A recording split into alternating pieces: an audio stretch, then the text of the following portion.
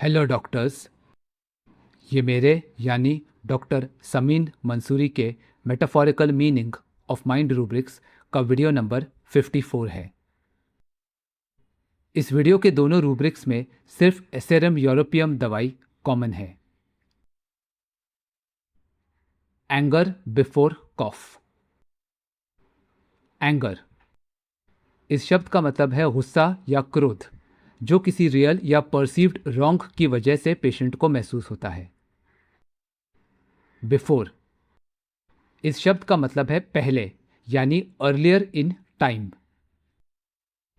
Example, mobiles के आने से पहले लोग लैंडलाइन फोन्स यूज करते थे। कॉफ कॉफ एक प्रोटेक्टिव रिफ्लेक्स होता है जिसमें लंग्स या थ्रोट से हवा अचानक तेज आवाज के साथ बाहर निकलती है ताकि एयर पैसेजेस को क्लियर किया जा सके। थ्रोट में किसी इरिटेंट या नुकसानदायक चीज के आते ही हमारा शरीर उसे निकालने के लिए कॉफ रिस्पॉन्स को एक्टिवेट करता है। तो एंगर बिफोर कॉफ का लिटरल मीनिंग ये है कि एसएरएम पेशेंट को खांसी आने से पहले गुस्सा आता है। मतलब पेशेंट चाहता है कि खांसी आए ताकि थ्रोट में मौजूद इरिटेंट को बाहर निकालकर एयर पैसेजेस क्लियर हो जाए, लेकिन ऐसा ना होने पर वो क्रोधित हो जाता है। अब इसी रूब्रिक को मेटाफोरिकली समझें तो किसी अनप्लेजेंट बात को टॉलरेट ना कर पाने के बावजूद जब पेशेंट उस बात को ना कह पाए और ना सह पाए, तब उसे गुस्सा आने लगता है। किसी इरिटेटिंग बात या नुकसानदायक बर्ताव के खिलाफ पेशेंट रिएक्ट करना चाहता है, मतलब अपना डिसप्लेजर एक रिफ्लेक्स एक्शन यानी कॉफ के जरिए एक्सप्रेस करना चाहता है, लेकिन ऐसा ना कर पाने पर वो क्रोधित हो जाता है। Delusions thought someone was scratching on linen or similar substance।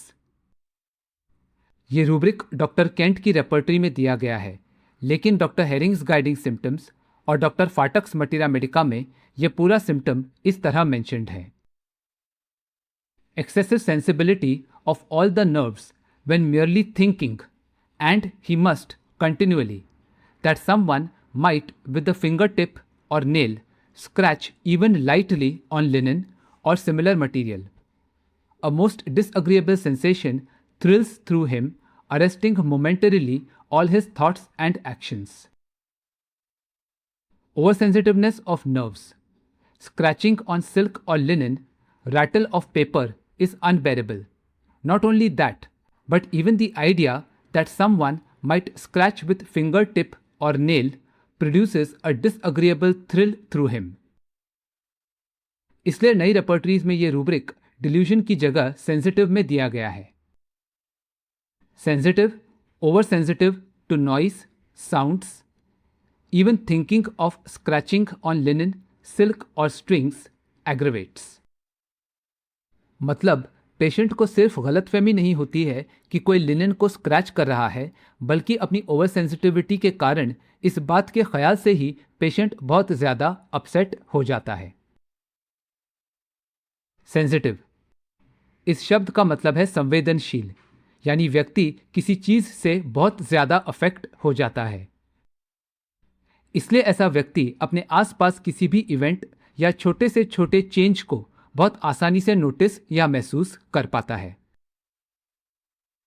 Sound versus noise, ये दोनों terms auditory forms of energy हैं, लेकिन जहां साउंड प्लेजेंट भी हो सकता है, वहीं नॉइस हमेशा अनप्लेजेंट और अनवांटेड होता है।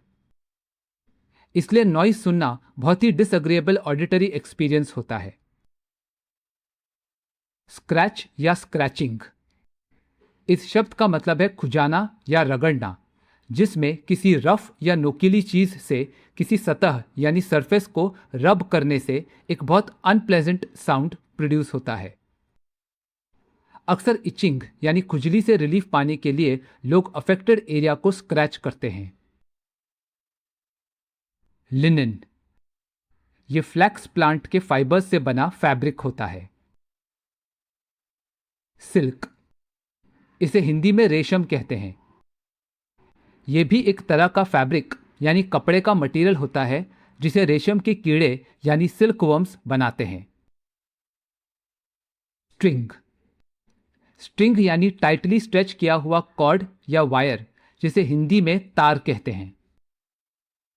सितार, वीणा और गिटार जैसे इंस्ट्रूमेंट्स में ऐसे स्ट्रिंग्स को खींचकर साउंड यानी म्यूजिक प्रोड्यूस किया जाता है। थिंक, थिंकिंग या थॉट। इन तीनों शब्द का मतलब है सोचना या विचार करना।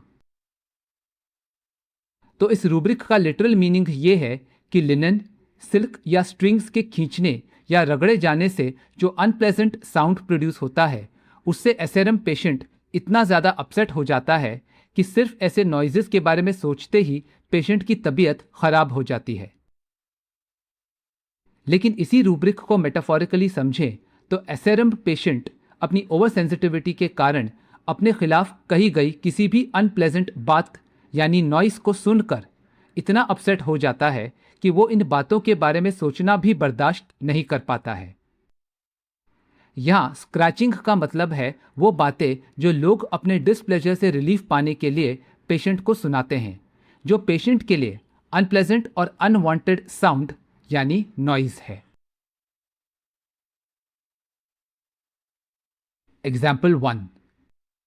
एलर्जिक राइनाइटिस से परेशान 18 साल का मेल कॉलेज स्टूडेंट आया और बोला, डॉक्टर मुझे बार बार सर्दी जुकाम होता रहता है। उस दौरान मैं चाहकर भी कोई काम नहीं कर पाता हूँ, बल्कि ऐसा लगता है कि मानो मुझे नींद आ रही है और मैं बस सो जाऊंगा। फिर कुछ देर बाद एहसास होता है कि मुझे तो सिर्फ नींद आने का वहम हो रहा है। डॉक्टर, दरअसल मेरी फैमिली में सब एक से बढ़कर एक हाईली एजुकेटेड और सक्सेसफुल लोग हैं।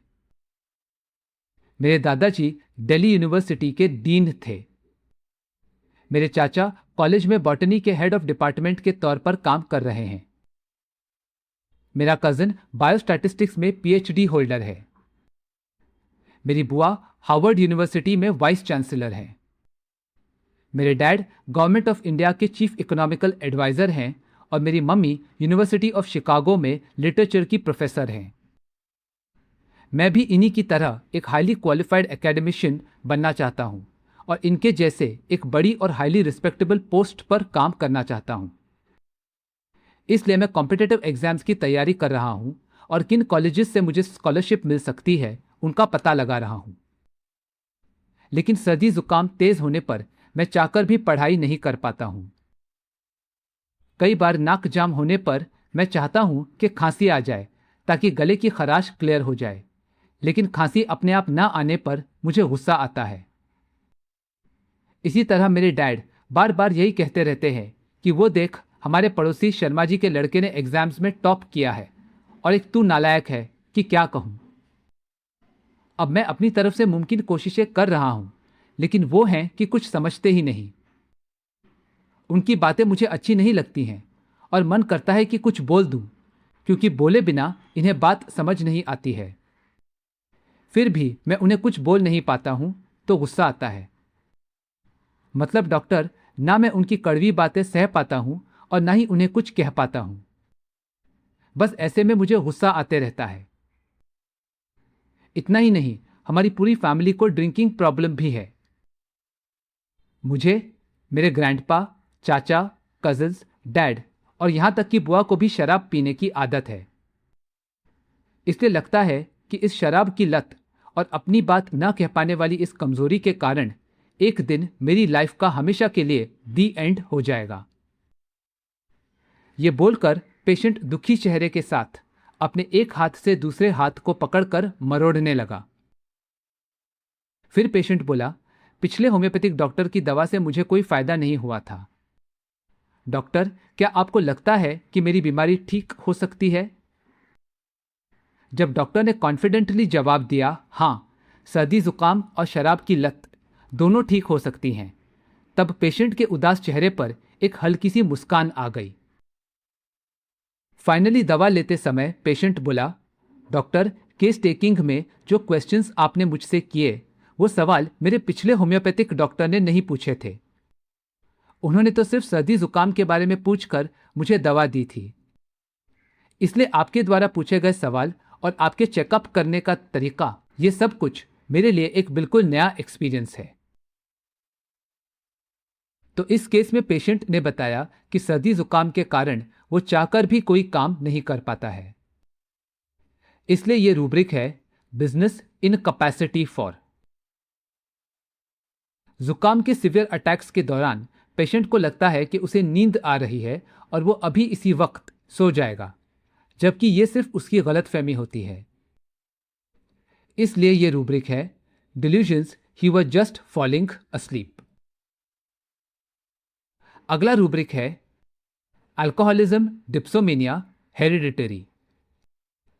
सिंथेसिस रेपर्टरी में दिया गया रूब्रिक है generals family history of alcoholism. Alcoholism, इस शब्द का मतलब है अल्कोहल यानी शराब को हैबिचुअली कंज्यूम करने की ऐसी आदत जिसे पेशेंट कंट्रोल नहीं कर सकता है, हमेशा शराब के नशे में ही रहता है और कोई काम बिना दारू पिए नहीं कर सकता है। शराब न मिलने पर वो खुद को नॉर्मल फील नहीं करता है और एबनॉर्मली बिहेव करने लगता है। इन शॉर्ट, शराब उसके लिए एक बेसिक नेसेसिटी है। हेरिडिटरी, इस शब्द का मतलब है खानदानी या वंशानुगत, यानी कोई ऐसा गुण या दुर्गुण जो माँ बाप से बच्चों में जीन्स द्वारा ट्रांसमिट किया गया हो। जैसे कुछ डिजीजेस फैमिलीज में रन करती हैं, मतलब वो बीमारी जीन्स के जरिए फैमिली मेंबर्स में पीढ़ी दर पीढ़ी ट्रांसमिट होती रहती है। तो इस टर्म हेरिडिटरी अल्कोहलिज्म का मतलब है कि एसआरएम पेशेंट की फैमिली में अल्कोहल कंज्यूम करने की हिस्ट्री होती है। यहां केस में भी पेशेंट, उसके दादा, उसके पिता और बाकी रिश्तेदार भी अल्कोहलिक हैं। ये इस रूब्रिक का नेगेटिव कॉन्टेक्स्ट है। लेकिन इसी रूब्रिक को मेटाफोरिकली और पॉजिटिव कॉन्टेक्स्ट में समझें तो पेशेंट ने बताया कि उसके family members ordinary job holders नहीं हैं, बल्कि प्रेस्टिजियस इंस्टीट्यूट्स के टॉप पोजीशंस को ऑक्यूपाई कर रहे हैं। यानी पूरे परिवार के लगभग हर सदस्य में सुपर सक्सेसफुल होने का हुनर पीढ़ी दर पीढ़ी मौजूद है। अपनी फैमिली में ऐसे टॉप लेवल अचीवर्स को देखकर पेशेंट भी इन्हीं की तरह बहुत बड़ा कामयाब इंसान बनना चाहता है। इसलिए सही रूब्रिक एनवी नहीं बल्कि हेरिडिटरी अल्कोहलिज्म है, क्योंकि पूरी फैमिली को शराब पीने की और बहुत ज्यादा सफल होने की आदत या लत है। पेशेंट चाहता है कि खांसी अपने आप आए और उसके थ्रोट के इरिटेशन को क्लियर कर दे, लेकिन ऐसा ना होने पर उसे गुस्सा आता है। मतलब थ्रोट के इरिटेंट को पेशेंट सह नहीं पाता है और उसे बाहर निकालने के लिए जो रिफ्लेक्स इनवॉलेंटरीली आना चाहिए उसके ना आने पर पेशेंट क्रोधित हो जाता है। इसी तरह पेशेंट अपने डैड के हार्श क्रिटिसिज्म के खिलाफ बोलकर अपना डिस्प्लेजर क्लियर करना चाहता है, लेकिन वो चाहकर भी कुछ ना कह पाने पर अपसेट हो जाता है। तो पेशेंट के इन दोनों वर्जन्स का कॉमन रूब्रिक है एंगर बिफोर कॉफ। पेशेंट को लगता है कि अल्कोहलिक होने और अपने आप को चाहकर भी एक्सप्रेस ना कर पाने पर एक दिन इन दोनों कमजोरियों के कारण वो खत्म हो जाएगा। तो ये रूब्रिक है delusions one would die from weakness. इस रूब्रिक के डिटेल्ड एक्सप्लेनेशन के लिए आप मेरे लाइकोपोडियम वाले वीडियो को डिस्क्रिप्शन में दिए गए लिंक के जरिए रेफर कर सकते हैं। दुखी होकर हेल्पलेस फील करने पर पेशेंट अपने दोनों हाथों को मरोड़ने लगा। तो ये रूब्रिक है सैडनेस रिंगिंग द हैंड्स। जब डॉक्टर ने पेशेंट को कहा कि उनकी दवा से अल्कोहलिज्म और एलर्जिक राइनाइटिस ये दोनों प्रॉब्लम्स ठीक हो सकती हैं, तब पेशेंट का मायूस चेहरा खिल उठा। यानी पेशेंट को निराशा के अंधेरे में उम्मीद की एक किरण नजर आई। इसलिए यह रूब्रिक है लाइट डिजायर फॉर। पेशेंट के मुताबिक इस होम्योपैथिक डॉक्टर के केस टेकिंग और क्लिनिकल एग्जामिनेशन का तरीका पिछले डॉक्टर के मुकाबले में बिल्कुल अलग यानी नया है। इसलिए यह रूब्रिक है delusions everything is new. New और स्ट्रेंज इन दोनों वर्ड्स के डिफरेंसेस को एग्जाम्पल्स के साथ मैंने अपने स्ट्रॉन्शियम कार्बोनिकम के पार्ट 1 वाले वीडियो में एक्सप्लेन किया है।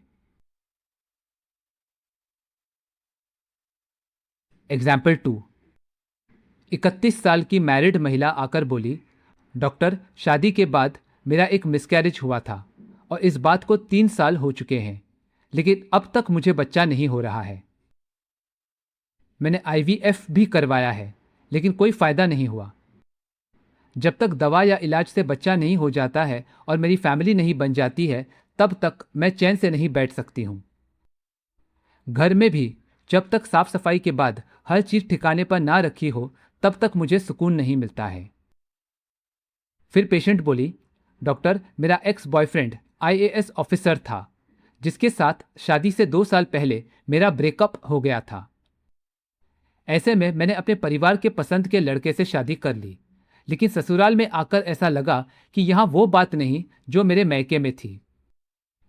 इसी तरह मेरे हस्बैंड बहुत लविंग है, केयरिंग है और उनमें वो सारी खूबियां हैं जो एक आइडियल पति में होनी चाहिए, लेकिन फिर भी मैं इसी बात से नाखुश हूँ कि वो मेरे एक्स बॉयफ्रेंड की तरह एक IAS ऑफिसर नहीं है, बल्कि वो तो बैंक में मैनेजर की पोस्ट पर हैं। इसके बावजूद मैंने अपने पति के अच्छे बर्ताव के कारण उनसे संबंध बनाए और प्रेग्नेंट हो गई। फिर मिसकैरेज हो गया और उस वक्त मुझे बहुत बुरा लगा। मैं लो फील करने लगी, लेकिन कुछ समय बाद मुझे चिढ़ महसूस होने लगी कि अगर बच्चा नहीं हुआ तो क्या है, बच्चे को लेकर इतना बवाल क्यों क्रिएट किया जा रहा है। फिर कुछ टाइम बाद मैं दोबारा दुखी हो गई कि मिसकैरेज नहीं होना चाहिए था। इसलिए मुझे लगता है कि जब तक मेरी लाइफ में सब कुछ सही नहीं हो जाता है, तब तक मैं सुकून से नहीं जी सकती। अब बच्चा ना होने के कारण सास अपनी खुन्नस मुझ पर निकालने के लिए ताने मारती है कि दूसरों के घर में बच्चे की किलकारियां गूंज रही हैं और एक ये घर है जहां खुशी की कोई खबर नहीं है। पता नहीं कहां से ये बांझ मेरे घर में बहू बनकर आ गई है। ये बातें बोलकर उन्हें शायद अच्छा लगता होगा, लेकिन मेरी हालत बिगड़ जाती है। ये बोलते ही पेशेंट अचानक कांपने लगी और बोली, डॉक्टर देखा, अभी मैंने सासू माँ के तानों और अपमानजनक बातों के बारे में बोल ही रही थी और उनकी बातें मेरे कानों में गूंजते ही मुझे कपकपी महसूस होने लगी। फिर कुछ देर बाद पेशेंट खुद को नॉर्मल महसूस करने लगी और बोली, डॉक्टर, इसी तरह उनकी बातों से मेरा मूड सारा दिन खराब रहता है और मैं किसी चीज पर फोकस नहीं कर पाती हूँ। इसलिए सास की बातों को याद करना भी मुझे सहन नहीं होता है। सासू माँ की इन्हीं बातों के कारण एक तरफ मुझे बच्चा चाहिए, लेकिन दूसरी तरफ पति द्वारा किसी भी तरह के रोमांटिक टच से अब मुझे घिन आने लगी है। यहां तक कि अगर टीवी पर कोई किसिंग या लव मेकिंग वाला सीन आता है तो मैं चिढ़कर कमरे से बाहर चली जाती हूँ। मेरी ब्लड और सोनोग्राफी की रिपोर्ट्स नॉर्मल होने के बावजूद मुझे यकीन हो गया है कि मैं बीमार हूँ, वरना मैं ऐसे बिहेव नहीं करती। अपनी बीमारी को लेकर मैं बहुत सोचती हूँ, लेकिन इस समस्या का कोई सलूशन दिमाग में आता ही नहीं। फिर मेरा मूड खराब हो जाता है और जब हस्बैंड ऑफिस से घर आते हैं तब मेरे मन में जो भी अच्छी या बुरी बात आती है वो मैं बेझिझक बोल देती हूँ और बाद में रिलैक्स फील करने पर मुझे कोई ना कोई सलूशन मिल जाता है। 2 दिन पहले ऐसे ही सासू माँ की कड़वी बातों से नाराज होकर मैंने अपने मन की भड़ास अपनी पड़ोसन पर निकाल दी और उसके बाद मुझे आइडिया आया कि होम्योपैथिक इलाज से मैं प्रेग्नेंट हो सकती हूँ। इतना ही नहीं, खुजली आने पर यदि मैं या फिर कोई व्यक्ति अपने कपड़ों को रब करे या बाई साबुन को कपड़ों पर रगड़े या कोई मजदूर सैंड पेपर से किसी सामान को घिसे तो इन आवाज़ों को भी मैं बर्दाश्त नहीं कर पाती हूँ। अब तो डॉक्टर, मुझे खाने के बाद बहुत सुस्ती महसूस होती है और काम करने का भी बिल्कुल मन नहीं करता है। तो इस केस में पेशेंट ने कहा कि जब तक घर में हर चीज़ सही जगह पर ना हो और जब तक उनकी लाइफ में बच्चे के आने से सब कुछ ठीक नहीं हो जाता है, तब तक वो रिलैक्स्ड फील नहीं कर सकती। इसलिए ये रूब्रिक है, rest cannot when things are not in proper place. Patient ने बताया कि उनके हस्बैंड में सारी आइडियल क्वालिटीज होने के बावजूद वो उससे खुश नहीं है, क्योंकि उनका पति उनके एक्स बॉयफ्रेंड की तरह IAS ऑफिसर नहीं बल्कि बैंक मैनेजर है। मतलब पेशेंट को अपने हबी से वो कंफर्ट नहीं मिल रहा है जिसे वो चाहती हैं।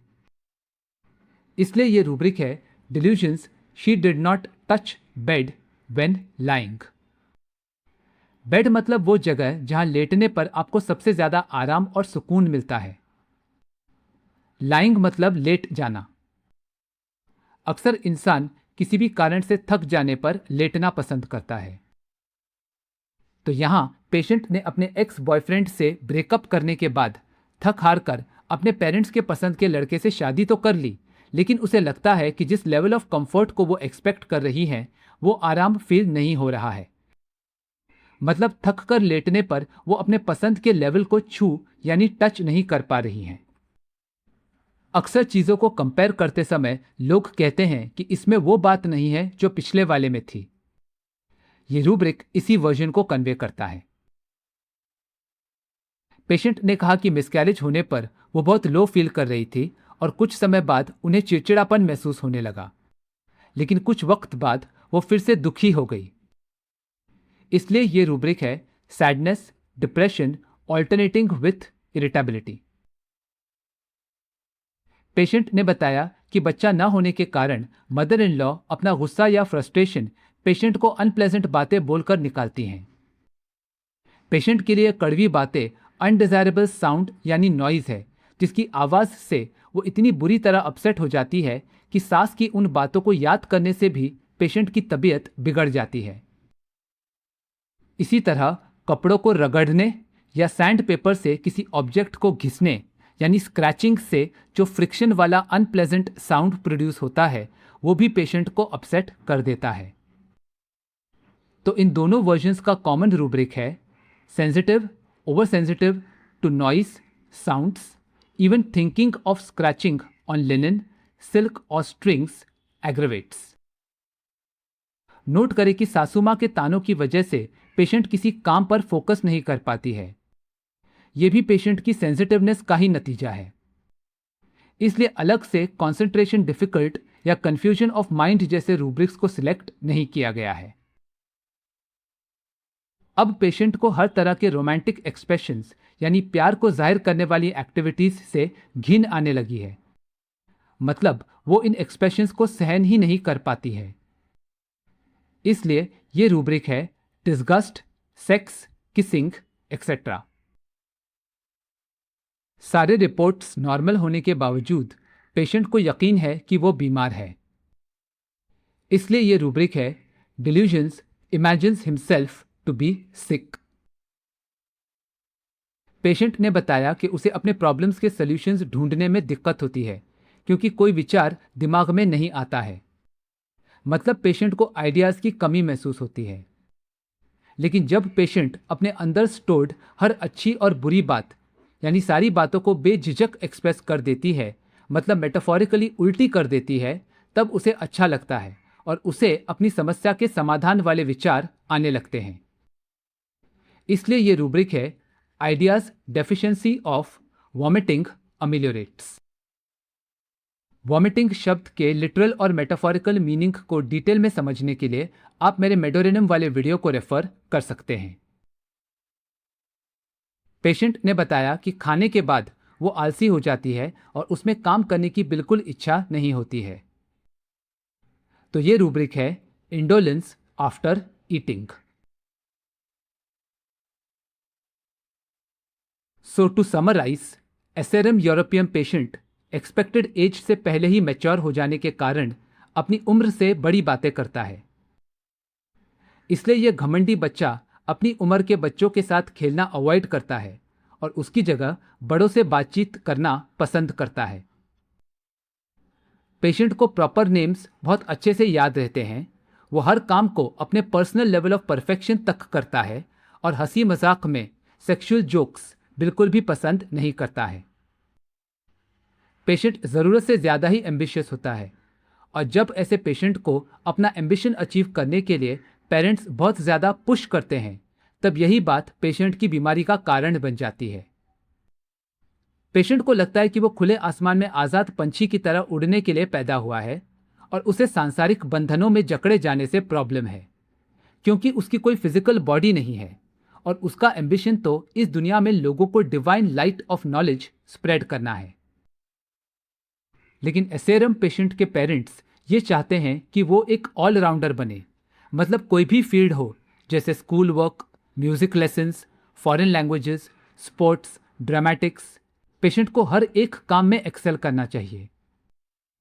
अब ये एसआरएम पेशेंट अपने माँ बाप की एक्सपेक्टेशंस को पूरा करने में बिजी रहता है, लेकिन किसी भी काम पर फोकस करने पर वो कंफ्यूज हो जाता है, उसकी याददाश्त मेंटल वर्क करते समय कमज़ोर हो जाती है, उसको जो विचार आते हैं वो भी अचानक से गायब हो जाते हैं, और इन सब के कारण पेशेंट को लगता है कि उसके पास डिसीजंस लेने की एबिलिटी नहीं है। फाइनली बार बार असफल होने पर पेशेंट का ब्रेकडाउन हो जाता है। ऐसे में अपने पेरेंट्स या किसी पर्सन ऑफ अथॉरिटी द्वारा डांटे जाने पर पेशेंट बीमार हो जाता है, क्योंकि वो हर तरह के अनप्लेजेंट साउंड यानी नॉइज, जिसमें लोगों की हर्ट करने वाली बातें भी शामिल हैं, उनको लेकर इतना ओवर सेंसिटिव हो चुका है कि वो न्यूज़पेपर्स की आवाज़ से चिढ़ जाता है और शोर सुनकर हिस्टेरिकली हंसने लगता है। पेशेंट को पता है कि लोग उसे अपसेट करने वाली बातें याद दिलाकर उसकी दुखती रग को टच करेंगे, और इसलिए वो लोगों को अवॉइड करता है। अब पेशेंट एक भटकती हुई आत्मा की तरह बस उस दिन के इंतजार में रहता है जब उसके पेरेंट्स उसे हर रिस्ट्रिक्शन से मुक्ति देकर उसे अपनी लाइफ अपनी मर्जी से जीने देंगे। लेकिन ऐसा ना होने पर यदि पेशेंट अपने अंदर बढ़ते हुए सारे डिस्प्लेजर को ओपनली एक्सप्रेस यानी वॉमिट करे, तो उसे मानसिक पीड़ा और चिंता होने लगती है। इसलिए नाराज होने पर पेशेंट कुछ भी बोलने की बजाय बस चुपचाप मुंह फुलाकर बैठा रहता है। और अब यदि उसे ऐसी जगह मिल जाए जहां उस पर कोई बंधन बंदिश नहीं है और वो बिल्कुल फ्रीली जी सकता है, तो पेशेंट अच्छा महसूस करता है। Precocity of children and haughty, play aversion to, indisposition to, in children, desires to talk with adults. Memory active for proper names. Fastidious. Jesting aversion to sexual jokes. Ailments from excessive ambition. Delusions, sensation of flying. Delusions, he is light, incorporeal. Confusion of mind on attempting to concentrate the mind. Memory weakness of for mental labor.